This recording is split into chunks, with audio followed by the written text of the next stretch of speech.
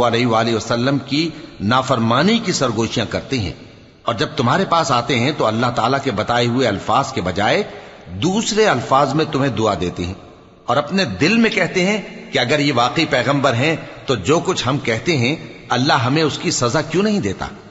ए पैगंबर सल्लल्लाहु अलैहि वआलिहि वसल्लम, इनको दोज़ख ही की सजा काफी है, ये उसी में दाखिल होंगे और वो बुरी जगह है। मोमिनो, जब तुम आपस में सरगोशियां करने लगो तो गुनाह और ज्यादती और पैगंबर की नाफरमानी की बातें न करना, बल्कि नेकूकारी और परहेजगारी की बातें करना, और अल्लाह से जिसके सामने जमा किए जाओगे डरते रहना।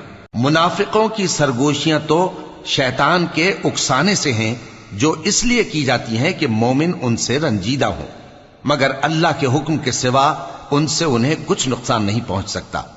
तो मोमिनों को चाहिए कि अल्लाह ही पर भरोसा रखें। मोमिनों, जब